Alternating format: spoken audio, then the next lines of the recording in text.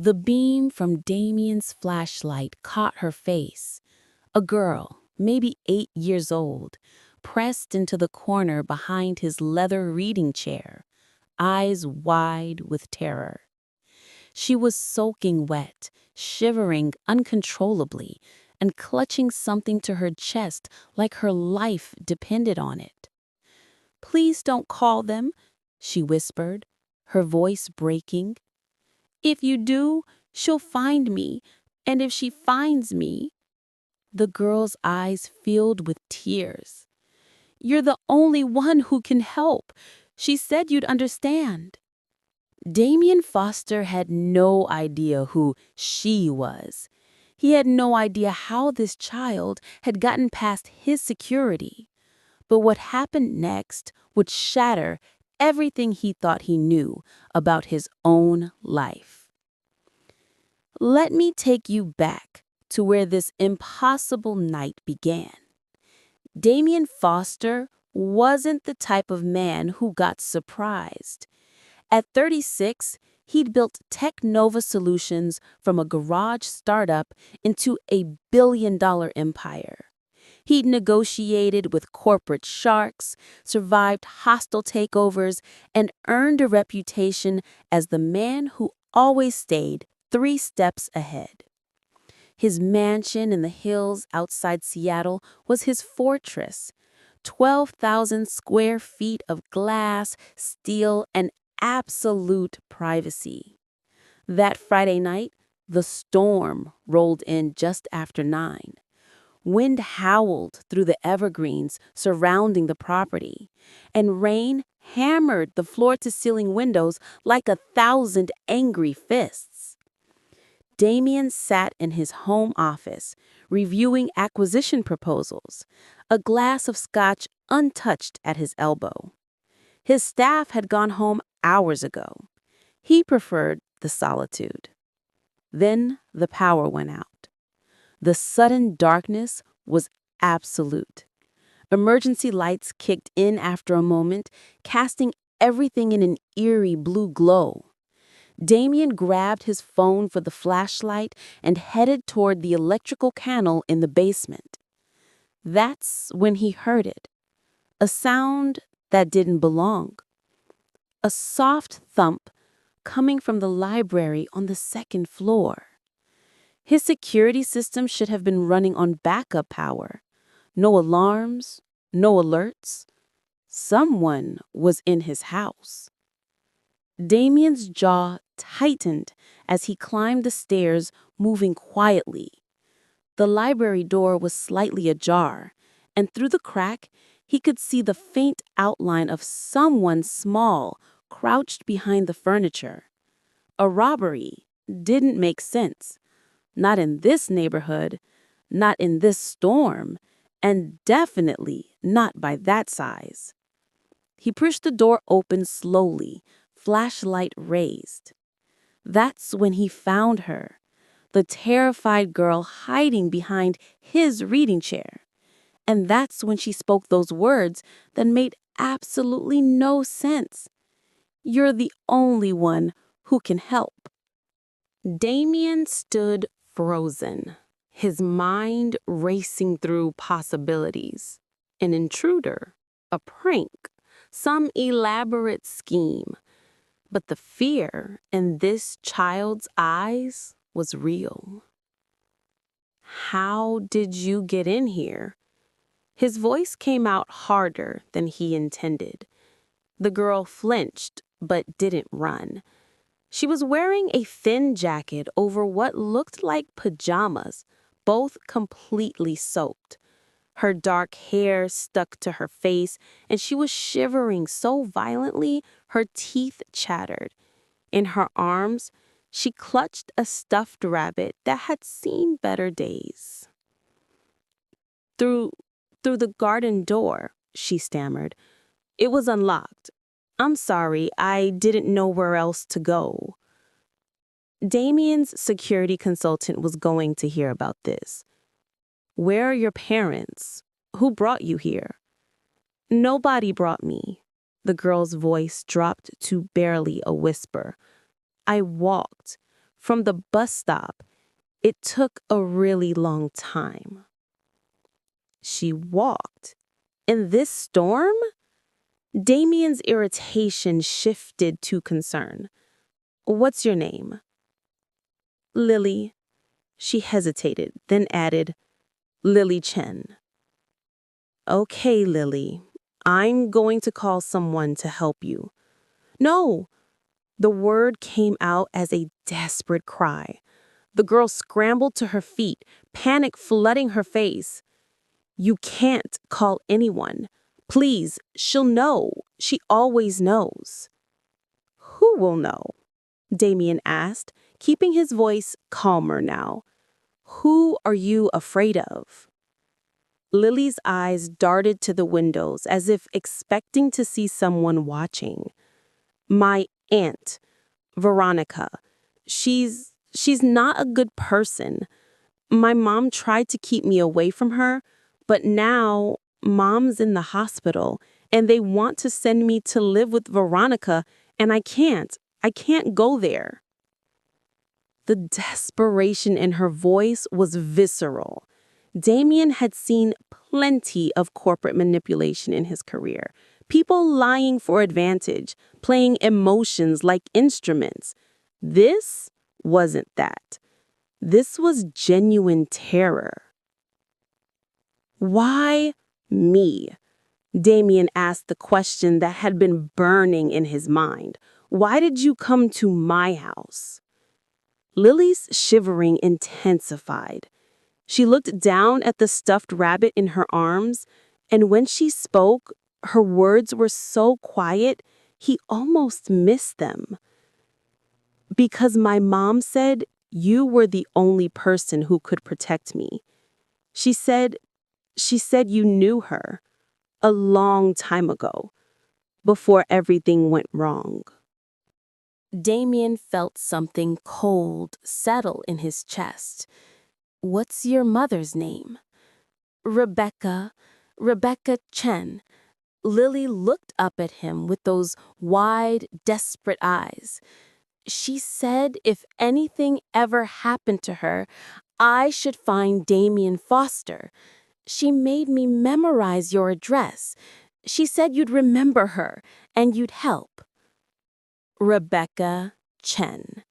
The name hit him like a physical blow. Memories flooded back, not recent ones, but from years ago.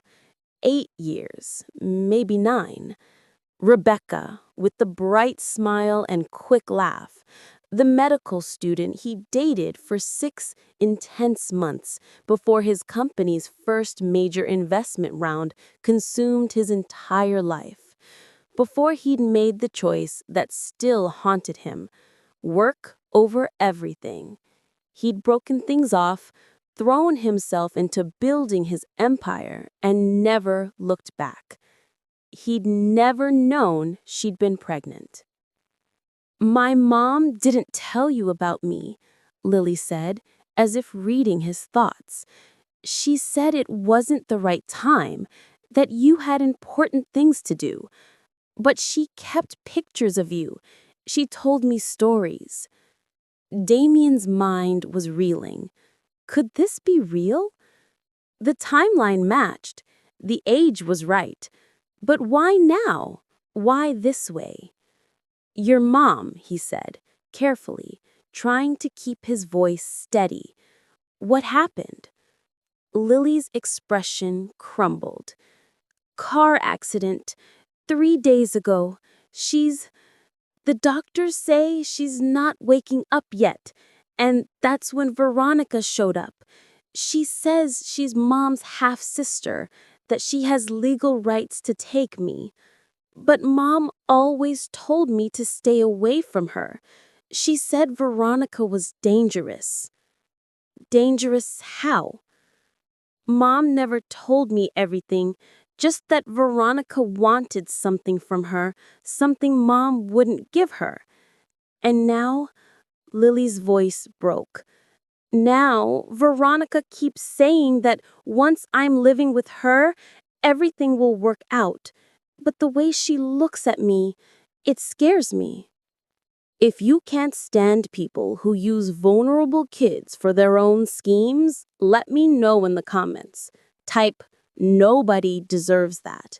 Because what Damien discovered next made everything even more complicated. Damien's first instinct was still to call the authorities. This was beyond his expertise. A child welfare situation, custody issues, legal complications. But something stopped him. The way Lily was looking at him, the absolute conviction in Rebecca's supposed instructions, and beneath all his skepticism, a nagging question. What if this child really was his daughter? "Listen," he said, making a decision he wasn't sure was wise. "You can't stay here without me understanding what's really going on, but I'm not sending you anywhere tonight. It's too late, and this storm isn't letting up." Relief washed over Lily's face so completely that it made Damien's chest tighten. "First, you need dry clothes and something warm. Then you're going to tell me everything you know about your Aunt Veronica. And tomorrow, we're going to sort this out properly." He led Lily upstairs to one of the guest rooms. The house seemed even larger than usual, with this small, shivering child trailing behind him. He found the t-shirt that would work as a nightgown and showed her where the bathroom was.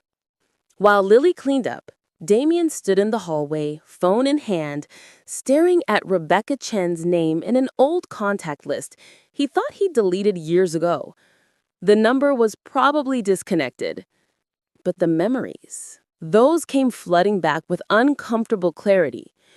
Rebecca had been different from anyone he'd dated. Grounded, ambitious in her own way, but not consumed by it.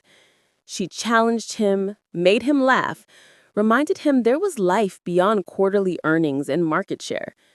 And he'd walked away from her the moment his company needed him to choose.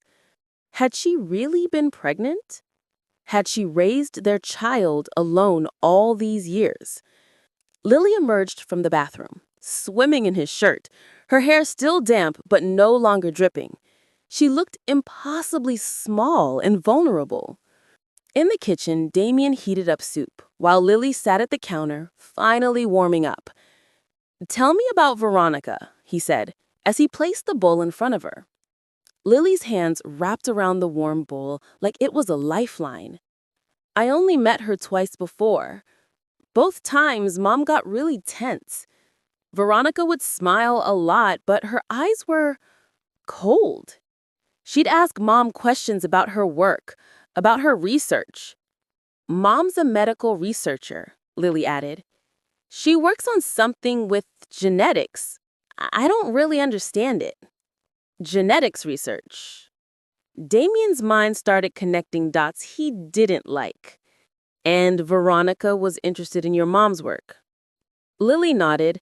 "The last time she visited, they argued. I heard Veronica say that Mom was being selfish, that some things were bigger than one person's career. Mom told her to leave and never come back. That was 2 years ago. I never saw her again until the hospital." "What happened at the hospital?" "Veronica showed up the second day. She was nice to the doctors, nice to the social worker. She had papers showing she was Mom's half-sister.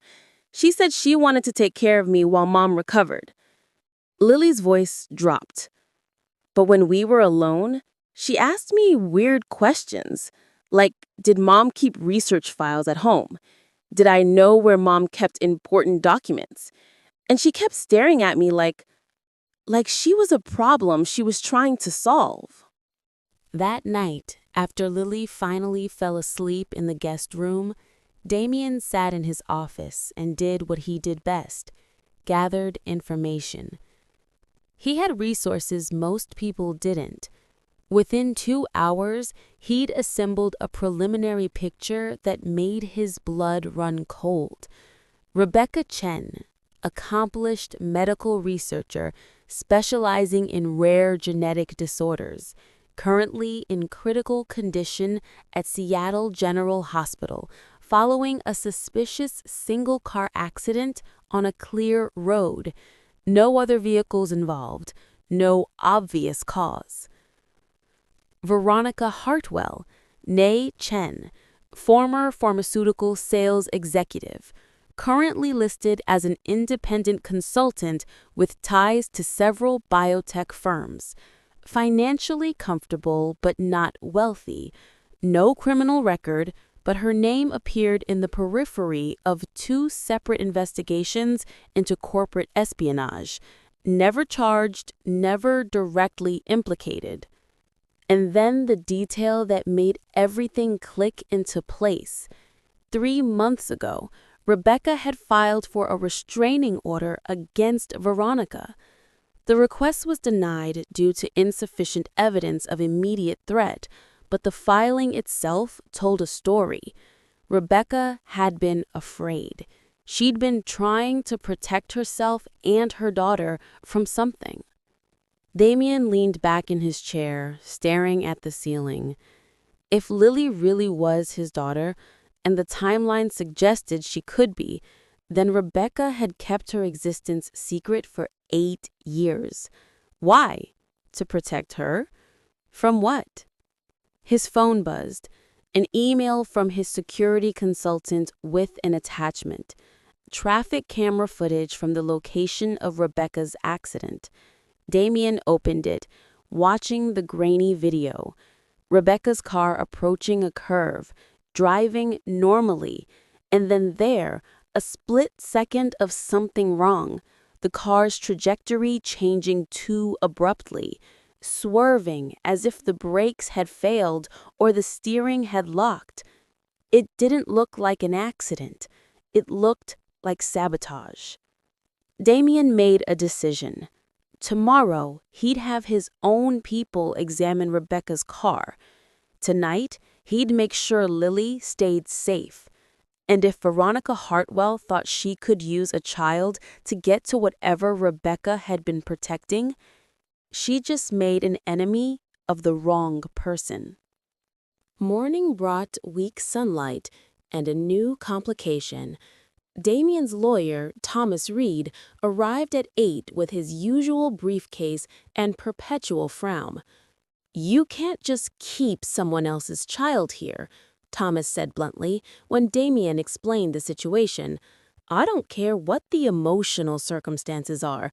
Legally, you're on thin ice." "Then help me freeze the ice solid. I want a paternity test done today, and I want you to dig into Veronica Hartwell's legal claim to custody." Thomas sighed. "A paternity test takes time. Not if you use the lab I'm thinking of, the one that handles confidential corporate matters. They can expedite." "And if the test comes back negative?" Damien hadn't fully considered that possibility, but he pushed it aside, one problem at a time. Lily appeared in the doorway, still wearing the oversized t-shirt, looking nervous. "Is everything okay?" "Everything's fine," Damien said, forcing his voice to soften. "Lily, this is Thomas. He's going to help make sure you're safe. We need to do a test, just a simple cheek swab.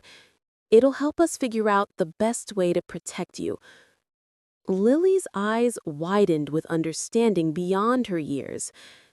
"To see if you're really my dad?" The directness of the question caught Damien off guard. "Yes." "Mom said you might want to know for sure. She said that's okay. She said you're the kind of person who needs proof." There was no judgment in Lily's voice, just acceptance. The test was done within minutes. The lab promised results within 48 hours. After Thomas left, Damien found himself in unfamiliar territory, alone with a child with no idea what to do next. "Are you hungry?" he asked. Lily nodded. "But I can make something myself if you're busy. I'm good at making sandwiches." "When's the last time you ate?" "Yesterday morning, before I ran." Guilt hit him unexpectedly.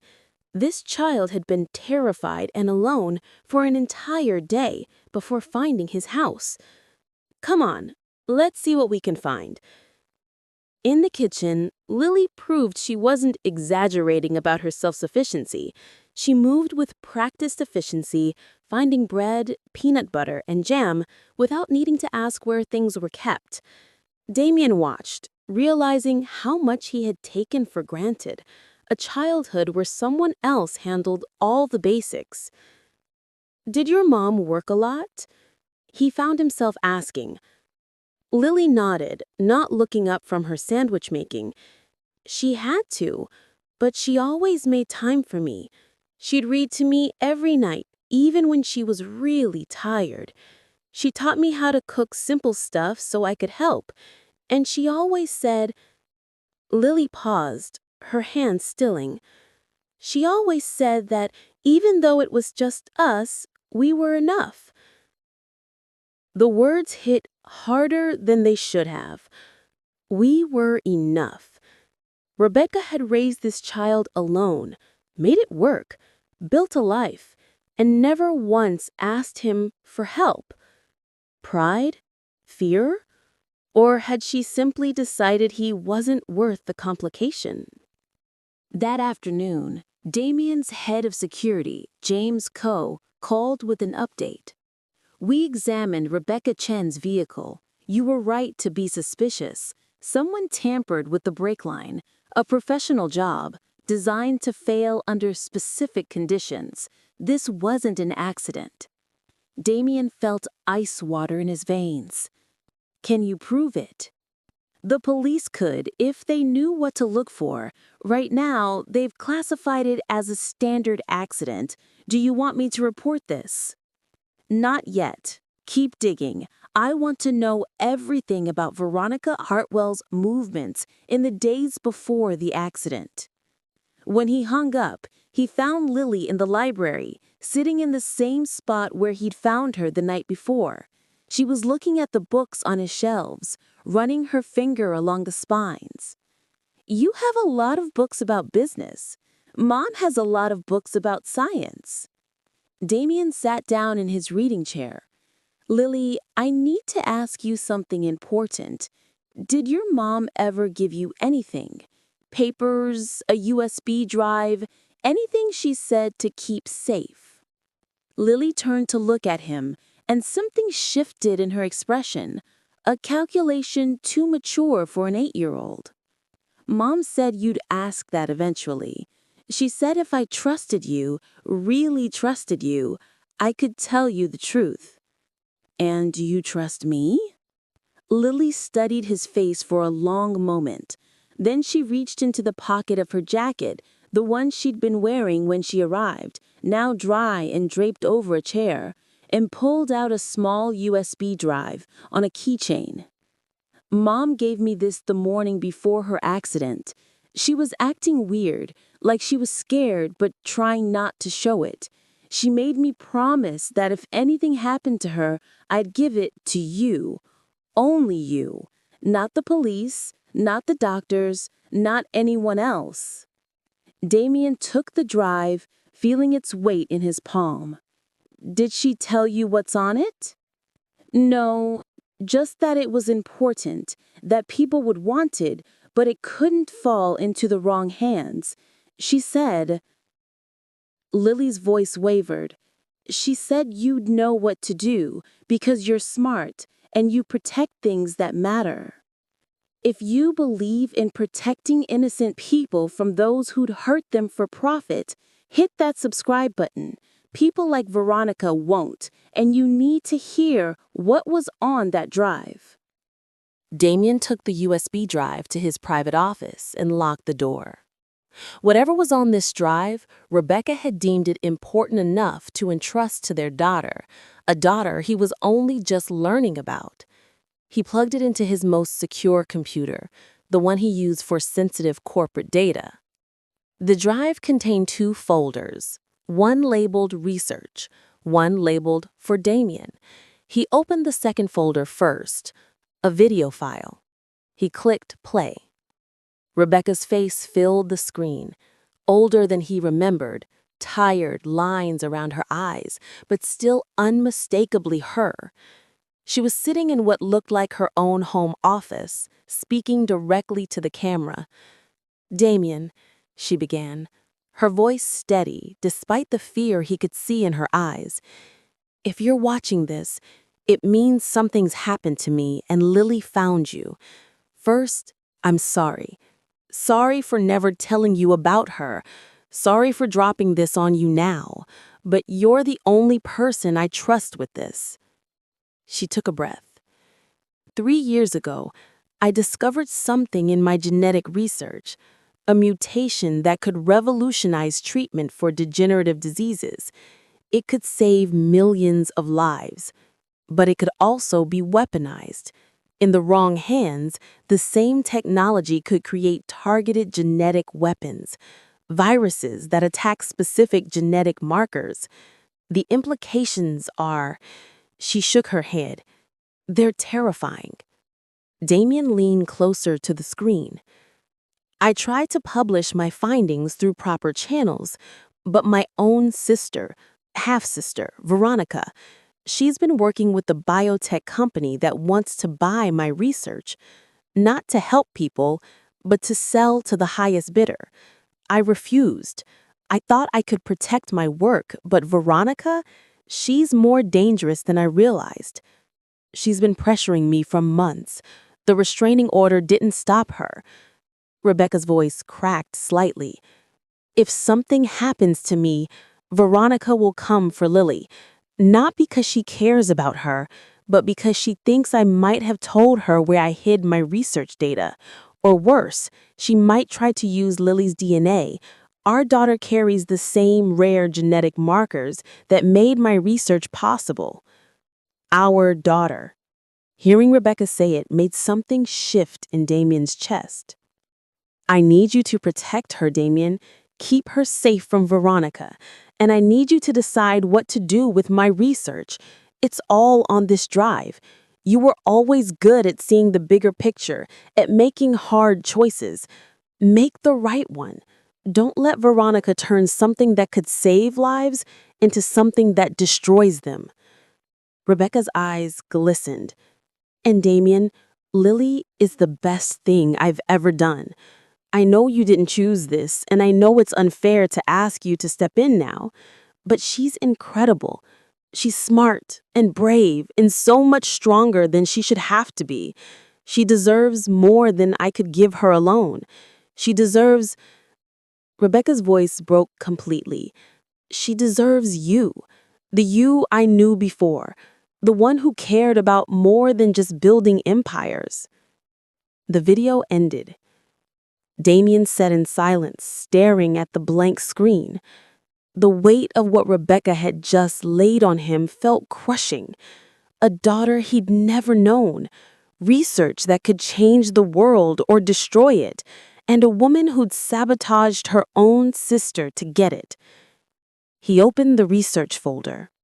Files upon files of genetic data, lab results, formulas he couldn't fully comprehend, but recognized as groundbreaking. This wasn't just valuable, this was world-changing. A knock on the door made him close the files quickly. "Yes?" Lily's voice came through. "Are you okay? You've been in there a long time." Damien opened the door. Lily stood there, worry creasing her forehead. This wasn't just some child caught in a complicated situation. This was his daughter, and she was in real danger. "I'm okay," he said, "but we need to talk about what happens next." The 48 hours until the paternity results felt like 48 days.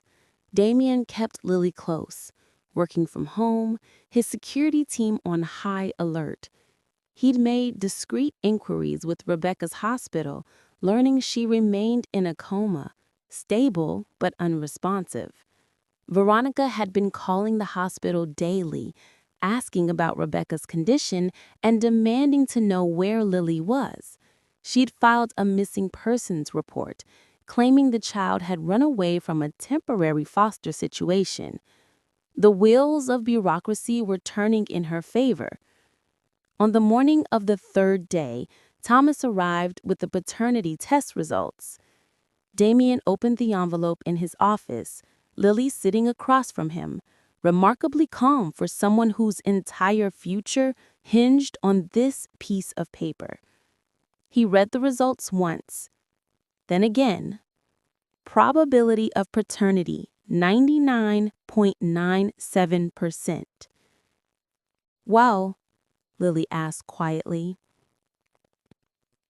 Damien looked up at this child, his child, who'd had to be braver than any 8-year-old should ever have to be. It's official. You're my daughter. Lily's face didn't show surprise, just relief. Can I call you Dad now? The question cracked something in Damien's carefully maintained emotional control. Yeah, he said, his voice rough. Yeah, you can. Thomas cleared his throat. This changes the custody situation significantly. As the biological father, you have legal standing, but Veronica still has her petition based on being next of kin while Rebecca is incapacitated. We'll need to move fast. Before Damien could respond, his phone buzzed with an alert from his security system. Someone was at the front gate. The camera feed showed a well-dressed woman in her 40s, blonde hair perfectly styled, standing beside a police cruiser. Veronica had found them. Thomas, keep Lily upstairs, Damien said, his voice cold and controlled. I'll handle this. But Lily grabbed his arm. Don't let her take me, please. She'll... I won't, Damien said with absolute certainty. I promise you, I won't let her touch you. Damien met Veronica at the door with Thomas at his side and a security guard standing discreetly nearby. The police officer looked uncomfortable, clearly unsure why he'd been brought to a mansion in the hills for a family custody matter. Veronica's smile was perfect, too perfect. Mr. Foster, I presume? I'm Veronica Hartwell, Rebecca's sister. I believe I have my niece. I have my daughter, Damien corrected coldly. Veronica's smile tightened. I'm sure this is all very confusing. Rebecca had some unusual ideas, but legally I have temporary custody while she's incapacitated. Lily needs to come with me. Actually, Thomas interjected smoothly, Mr. Foster has established paternity. As the biological father, his rights supersede yours. The mask slipped for just a moment. Veronica's eyes went hard. Paternity established in 3 days. How convenient. I'm sure a man of Mr. Foster's resources could manufacture such results. Careful, Damien said quietly. You're accusing me of fraud in front of a police officer. The officer shifted uncomfortably. Ma'am, if there's a paternity claim, this isn't a simple custody transport. You'll need to go through family court. Veronica's jaw clenched. She turned back to Damien, dropping all pretense of warmth. Rebecca poisoned that child against me. Whatever lies she told you, why did you tamper with Rebecca's brake line? The question landed like a bomb. Veronica went very still. I don't know what you're talking about. You wanted Rebecca's research, Damien continued, his voice carrying the same controlled intensity he used in hostile boardroom negotiations. She refused to hand it over. So you decided if you couldn't persuade her, you'd eliminate her and take custody of Lily. Maybe you thought an 8-year-old would be easier to manipulate, or maybe you actually needed Lily herself. Her genetic profile? Comment, greed has no limits if you're Team Lily. Money-hungry manipulators can't win. Now watch what happens when Damien finally fights back. Veronica recovered quickly. but not quickly enough. These are serious accusations. Do you have proof? I have Rebecca's research files, all of them, including her notes documenting your threats and demands. I have evidence of tampering with her vehicle, and I have a very scared 8-year-old girl who's terrified of you. That's enough to start a very thorough investigation. Officer, Veronica turned to the policeman, this man is clearly obstructing. Actually, Thomas interrupted, my client is exercising his parental rights. If you want to contest custody, file a motion with family court. Until then, unless you have a warrant, you're trespassing. Veronica's perfect composure cracked completely. You have no idea what you're interfering with. That research is worth... She caught herself, but too late. Worth how much? Damien asked softly. How much was your sister's life worth? How much is your niece's safety worth? The officer was paying attention now, his hand drifting toward his radio. Ma'am, I think we should go. Veronica fixed Damien with a look of pure hatred. This isn't over. That research should benefit everyone, not sit in Rebecca's safe collecting dust. She was too weak to see the bigger picture. No. She saw exactly what you are. That's why she made sure you'd never get it. As Veronica was escorted back to the police car, Thomas turned to Damien. You just declared war on someone with nothing left to lose. Good. I'm tired of people who think money and influence put them above consequences. Upstairs, he found Lily standing at the window, watching the police car drive away. She turned when she heard him, her eyes searching his face.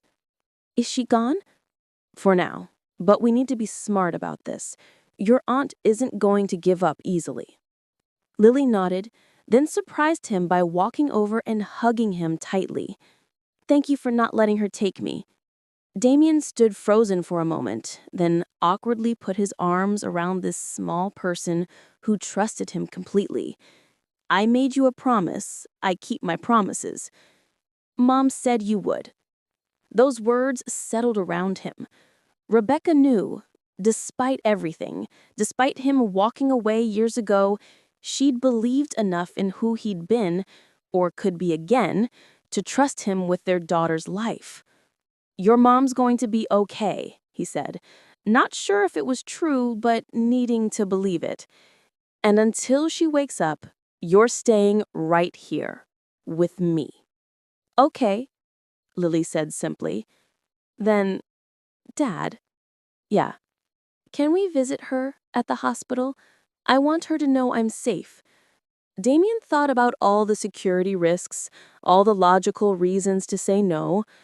Then he thought about what Rebecca had said in that video. She deserves more than I could give her alone.